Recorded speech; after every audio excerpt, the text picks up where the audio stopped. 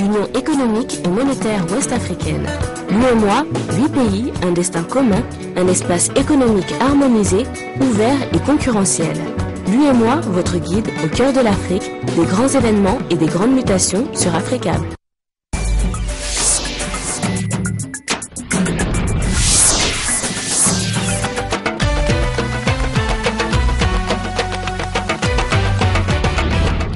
Merci à vous d'être sur Africable Télévision. Bienvenue dans Afrique Soir. Les titres. La rébellion de la Séléka et la délégation du gouvernement de Centrafrique sont arrivés au Gabon pour des pourparlers sous l'égide de la CEAC, des négociations qui s'annoncent difficiles et les ministres des Affaires étrangères de la zone ont débuté leur réunion. Au Sénégal, la présidente de l'ONU Femmes a rencontré des femmes transformatrices de produits halieutiques à Joal. Ensuite, elle se rendra à Bamako. Et enfin, de journal, nous recevrons Aminata Mariko qui nous parlera dans Mardi Sport de la CAN 2013 qui aura lieu le 19 janvier, à partir du 19 janvier en Afrique du Sud. Les capitaines des équipes maliennes et nigériennes ont reçu leur drapeau des mains de leur président. Sous l'égide des pays d'Afrique centrale, les rebelles de la Séléka et le pouvoir centrafricain doivent se rencontrer à Libreville dans le cadre des négociations de paix pour sortir à la République centrafricaine de la crise. Et alors que le pouvoir de Bozizé est menacé, la délégation du gouvernement se dit confiante et le président ne veut pas négocier son départ. À bord d'un avion des Nations Unies, les membres de la délégation de la Séléka font leur entrée à Libreville. Objectif, trouver un terrain d'entente avec le pouvoir centrafricain et l'opposition démocratique, attendues elles aussi dans la capitale gabonaise, et tenter de résoudre la crise politique qui agite le pays depuis près d'un mois. Quelques heures plus tôt, le chef de la rébellion s'est exprimé face à la presse. On ne peut pas faire la guerre sans la paix et vice-versa. Donc on est là, on va discuter, on va se comprendre. Après tout, nous ne sommes pas des ennemis, nous sommes des frères. C'est pas moi qui vais faire partir Bozizé. Il y a une coalition, il y a aussi l'opposition démocratique qui est là. Donc tout à l'heure, on va se retrouver et on verra ce qu'il est lui de faire. Plus tôt dans la journée, avant de s'envoler pour Libreville, les délégations du pouvoir et de l'opposition se disaient confiantes. Dans l'esprit de démocrate. Qu'il s'agisse du gouvernement, qu'il s'agisse de l'opposition démocratique, qu'il s'agisse des rebelles, nous sommes battus pour faire doter notre pays d'une constitution que tout le monde aujourd'hui tient à faire respecter. Mais nous partons avec beaucoup d'optimisme, avec la conviction que de cette rencontre, des décisions importantes seront prises pour que la paix revienne définitivement dans notre pays. Le président centrafricain Bozizé a quant à lui rencontré ce lundi son homologue congolais, le médiateur Denis Sassou Nguesso, à Brazzaville.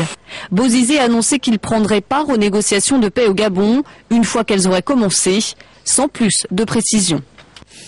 Et concernant la République démocratique du Congo, les rebelles du M23 ont annoncé un cessez-le-feu unilatéral au Nord Kivu, une information donnée à la veille d'une nouvelle série de pourparlers de paix entre la rébellion et le gouvernement de Kinshasa.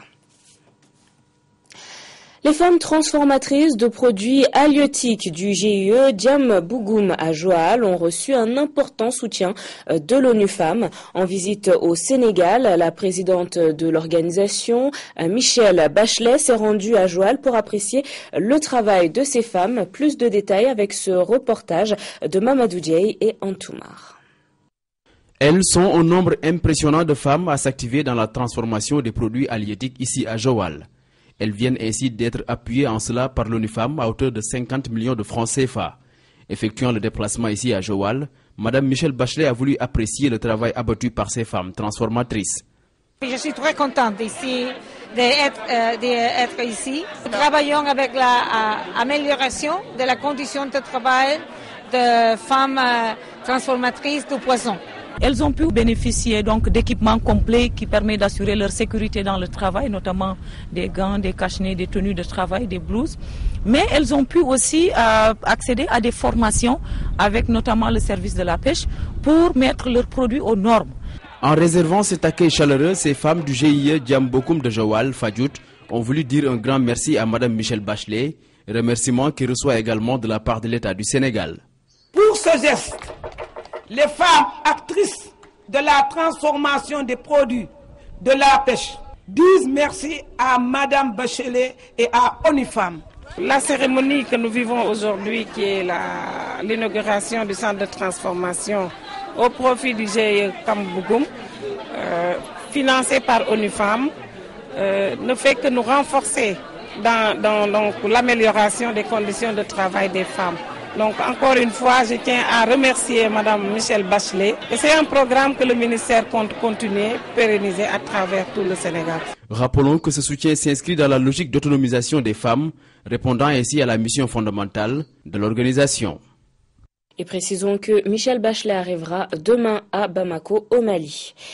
Toujours au Sénégal, dans le cadre de la 14e édition de la masse commune UEMOA, l'association des loteries d'Afrique a fait face à la presse sénégalaise lundi. Il s'agissait d'expliquer l'importance de cette rencontre des directeurs généraux des loteries des pays membres de l'UEMOA et aussi de décliner la feuille de route de 2013. Louis Tinasania.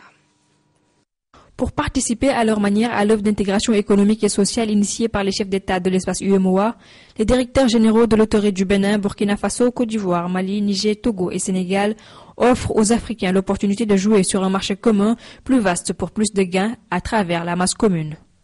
L'objectif, donc, c'est à l'occasion de chaque édition d'oublier les frontières, d'élargir les marchés, pour permettre aux joueurs donc, de la communauté de jouer beaucoup, donc par la même occasion d'augmenter la masse qui est partagée donc, aux joueurs. Par la même occasion, l'Association des loteries d'Afrique réalise des œuvres sociales au bénéfice de leur population. Pour cette 14e édition, l'AELA a entièrement rénové et équipé le laboratoire de travaux pratiques de l'UFR Santé de Thiès et remis un don à la Maison Rose de Guédiawaye. Pour un montant global de 35 millions. Les pays, donc, en unissant leurs efforts, en agissant ensemble, peuvent, donc, à l'occasion de chaque édition, faire des actions sociales en commun, donc, au bénéfice des populations du pays qui accueillent donc la masse commune. La masse commune de l'UEMOA se déroulera à Dakar du 5 au 13 janvier et implique 7 pays de l'UEMOA. Et à présent, l'actualité en bref nous conduit aujourd'hui dans la zone euro, en France, en Guinée et aussi au Sénégal, où un ancien député proche de l'ancien président Abdoulaye Wade a été placé sous mandat de dépôt ce lundi. Une compilation signée Aminata Mariko. Au Sénégal, un ancien député proche de l'ancien président Abdoulaye Wade, Alioune Aïdara Sylla, a été placé sous mandat de dépôt ce lundi. Il est inculpé notamment pour blanchiment des capitaux. L'homme d'affaires a été arrêté le 1er janvier à l'aéroport de Dakar en possession de plusieurs chèques appartenant au président Wade qui vit actuellement en France. Le montant cumulé de ces chèques est important, 2,6 milliards de francs CFA, soit près de 4 millions d'euros.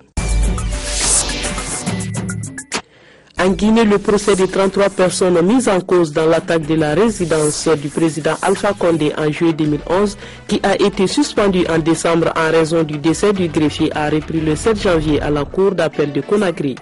Les accusés, parmi lesquels figurent 18 militaires et une femme, sont arrivés au tribunal escortés par une demi-douzaine de véhicules de l'armée et de la police. Le commandant Alpha Oumar Diallo dit Bofa, soupçonné d'être le cerveau de l'attaque, a été le premier des accusés à s'exprimer. En France, après la trêve des confiseurs, les deux rivaux de l'UMP, Jean-François Copé et François Fillon, doivent se retrouver ces 2 jours pour discuter de la mise en œuvre concrète de l'accord de paix conclu en décembre 2012 après plus d'un mois de guerre fratricide. Le président du parti et l'ancien premier ministre doivent désormais s'entendre sur la recomposition de la direction du parti et l'organisation de nouvelles élections à l'automne 2013. Un dialogue s'annonce toujours difficile. Dans la zone euro, le chômage a atteint un niveau record à 11,8% en novembre 2012. D'après l'Office européen des statistiques Eurostat, le taux de chômage de la zone euro s'est établi à 11,8% en novembre contre 11,7% en octobre 2012. Dans cette zone, 18,82 millions de personnes sont au chômage, soit une augmentation de 113 000 par rapport à octobre. Direction maintenant les États-Unis où Barack Obama a choisi hier celui qui dirigera désormais la CIA. John Brennan, successeur de David Petraeus, est un ancien du renseignement. Et le nouveau chef du Pentagone a aussi été désigné par le président américain. Il s'agit de Chuck Hagel, un républicain réputé pour son franc-parler. Loin des convenances et du discours politiquement correct, voici Chuck Hagel, le républicain modéré. Un style à part qui lui vaut des inimitiés dans son propre camp et un ami dans l'autre, Barack Obama. Un président séduit par le côté franc-tireur de ce vétéran décoré de la guerre du Vietnam. Où qu'il soit en effet, cet ancien sénateur du Nebraska dit ce qu'il pense, comme ici sur le conflit irakien. On s'est mis dans un bourbier dans lequel on n'aurait jamais plongé si on avait réfléchi un minimum. Le fait est que Saddam Hussein ne constituait pas une menace. Vous savez, même certaines de nos agences spéciales n'étaient pas d'accord avec la CIA. En fait, l'administration Bush voulait aller à la guerre. Elle a donc commencé en Irak. Une prise de position comme Chuck Hagel les aime. Un jour, il clame que le lobby juif américain intimide les élus à Washington. Un autre, il s'oppose aux sanctions contre Téhéran. Des idées qui passent mal chez les républicains, d'où l'avalanche de critiques à l'annonce de la nomination par Barack Obama de Chuck Hagel au Pentagone. Ses idées sur Israël ou sur l'Iran ainsi que toutes les positions qu'il a prises au cours des dernières années sont telles que je pense qu'il y aura matière à discussion lors du vote au Sénat. Car la nomination de Chuck Hagel doit être entérinée par le Sénat. Le Sénat où les alliés de Barack Obama ne disposent pas de la majorité nécessaire pour surmonter une obstruction des républicains. À 2 jours de l'investiture d'Hugo Chavez, l'incertitude règne toujours sur l'état de santé du président vénézuélien. C'est en octobre qu'il avait été réélu et il est toujours en soins à Cuba. Ses partisans souhaitent le report de la cérémonie et pour l'opposition, il y a vacance de pouvoir. Partisans et opposants au président vénézuélien s'affrontent quotidiennement dans des joutes de droit constitutionnel. Chacun a sa propre lecture du texte. La situation actuelle est en effet assez exceptionnelle. Hugo Chavez a dû repartir à Cuba en traitement pour son cancer, après avoir été réélu en octobre, mais avant son investiture prévue pour jeudi. Le président de l'Assemblée nationale affirme que cela ne pose pas de problème de reporter la prestation de serment, le vice-président assurant l'intérim. S'il ne peut pas être présent pour une raison ou une autre, il prêtera serment plus tard devant la Cour suprême. La Constitution ne prévoit ni la date ni le lieu. Mais l'opposition estime que des élections doivent être organisées dans les 30 jours si le président élu n'est pas là jeudi. Même l'Église catholique, plutôt discrète, estime que cette situation ne peut pas durer. C'est le bien commun du pays qui est en jeu et la défense de l'éthique. Il est moralement inacceptable de modifier la Constitution pour atteindre des objectifs politiques. Pendant ce temps, le vice-président Nicolás Maduro cherche à se profiler de plus en plus comme l'héritier du commandante et l'opposition fourbit ses armes en espérant que cette fois la page du chavisme est bien tournée.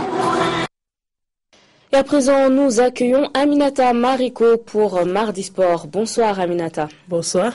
Alors les Aigles du Mali doivent bientôt se rendre en Afrique du Sud pour participer à la CAN. Et avant donc ce départ, ils ont été reçus ce mardi par le président par intérim. Effectivement, Nabou, la CAN 2013 s'ouvre ce 19 janvier en Afrique du Sud. Et en plus du drapeau, le président Djonkouda Traoré a prononcé plusieurs mots d'encouragement à l'endroit du capitaine Seydou Keita et ses coéquipiers. Notre reporter Yacouba Dansoko et Daouda Doumbia y étaient. Avant leur départ mercredi pour Port Elizabeth en Afrique du Sud, les Aigles du Mali ont été reçus ce mardi par le président de la République par intérim. C'est en sa qualité de premier supporter des Aigles que le chef de l'État s'est adressé aux joueurs et leur encadrement. Je reste convaincu que c'était déjà très bien mais que vous pouvez encore faire beaucoup plus. Surtout en ce moment où le pays, la nation a particulièrement besoin de votre apport. La situation dans laquelle nous nous trouvons, qui est une situation gravissime. Le sélectionneur a rassuré le président Traoré quant à la participation du Mali à la 29e CAN de football. L'état d'esprit des joueurs, déjà depuis mon arrivée, est absolument exceptionnel. Ils ont conscience de ce qui se passe dans ce pays. Et je suis sûr que même si sur le papier, sportivement, on n'a peut-être pas la meilleure équipe, mais en tout cas, on défendra ces couleurs avec 2 fois plus de fierté, 2 fois plus d'envie que nos adversaires. En cette période difficile que traverse le Mali, les footballeurs comptent donner beaucoup de joie à tout le peuple malien. On sait que le football peut être un moyen, en tout cas un atout de joie, de compassion. On va essayer de faire le maximum pour nos frères qui sont dans le sud, mais pour tous les pays entiers. Parce que les gens souffrent au nord, mais la vie est très très difficile aussi à Bamako et dans les autres régions. À la fin de la rencontre, Sédou Keïta a remis un maillot complet au chef de l'État, plus un ballon signé par tous les joueurs. Le président Dioncounda Traoré a à son tour remis le drapeau national au capitaine des Aigles. Et voilà, Nabou, et ensuite le sélectionneur national a livré la liste finale pour l'Afrique du Sud. Et quelques joueurs ont été écartés. Il s'agit de Mohamed Tongo, Moustapha Yatabare, Abdou Traoré, Germain Berté, Mahamadou Diarra Djila. Merci beaucoup, Ami. On poursuit avec les MENA du Niger qui ont également reçu des mains de Mamadou Issoufou, leur président, le drapeau. Effectivement, le président a souhaité au MENA d'honorer le Niger à cette CAN et d'aller jusqu'au 2e tour. À la veille de son départ, le 11 Nigérien a reçu du gouvernement, nous allons voir sur ces images, à la veille de son départ, le 11 Nigérien a reçu du gouvernement 1 milliard de francs CFA pour assurer les déplacements en Afrique du Sud. Voilà le président nigérien que nous allons écouter. Quelques jours avant votre match qui vous a qualifié pour la prochaine CAN, quelqu'un m'a dit, Monsieur le Président, ne vous faites pas d'illusions. La première participation du Niger à la CAN était un accident. Cela m'a choqué. Cela m'avait profondément choqué. Parce que je considère que le combat que vous menez est un combat sérieux.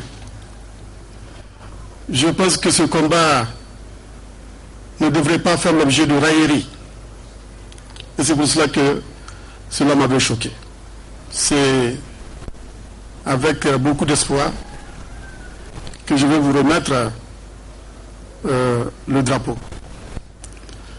Et pensez que derrière vous, il y a tout un peuple qui espère, qui attend des résultats. Je vous demande d'aller le plus loin possible dans la compétition. Et on finit avec l'Europe, où l'actualité sportive est dominée par le Ballon d'Or reçu pour la 4e fois par Lionel Messi. Bien sûr, nous allons dire bravo au jeune Messi. Depuis ce lundi, il efface du même coup des tablettes de la gloire Michel Platini, Johan Cruyff et Marco van Basten, avec qui il partageait le record du nombre de ballons d'or. Tenez bien, Nabou, Messi a inscrit 91 buts, toutes compétitions confondues en 2012. Nous allons suivre cet élément. Léon Messi. Un 4e ballon d'or pour Léo Messi, entraîneur, joueur et journaliste. Tous saluent encore cette année le talent de l'attaquant du FC Barcelone. L'Argentin a inscrit 91 buts en 2012. Ah oui, je suis évidemment très heureux. C'est un grand honneur que de gagner à nouveau cette récompense. Je suis vraiment très content. Pour ce qui est des chiffres et des records, en règle générale, ce n'est pas quelque chose à laquelle je pense. Bien sûr, ça me fait très plaisir et j'essaie d'apprécier chaque moment, d'apprécier tout ce que je fais. Mais vous savez, tous les matchs sont importants. Je regarderai en arrière un jour et je réaliserai ce que j'ai fait, mais ce sera alors la fin de ma carrière. 2012 ou l'année de tous les records pour Léo Messi, et la razzia avait commencé dès les premiers jours pour l'Argentin. Janvier, son génie est récompensé par un 3e ballon d'or, un record égalé. Platini, Cruyff et Van Basten n'ont qu'à bien se tenir car 2012 ne fait que commencer. La Pulga brille de mille feux en Liga et s'éclate dès les 8e de finale de la Ligue des Champions. En mars, suite à son quintuplé face au Bayer Leverkusen, les journaux espagnols l'élèvent au rang de dieu vivant du foot et les commentateurs s'enflamment sur ses exploits.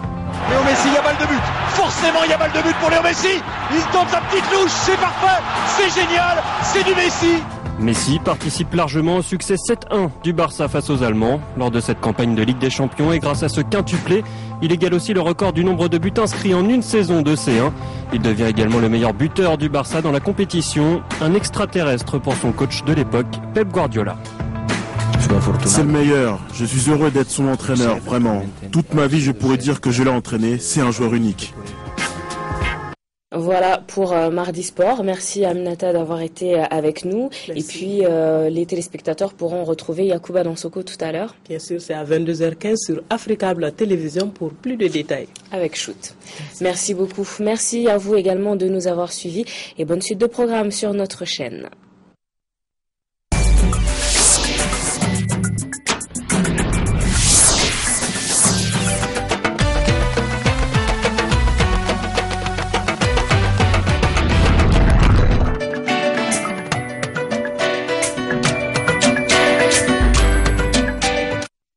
L'UEMOA, l'Union économique et monétaire ouest-africaine. L'UEMOA, 8 pays, un destin commun, un espace économique harmonisé, ouvert et concurrentiel. L'UEMOA, votre guide au cœur de l'Afrique, des grands événements et des grandes mutations sur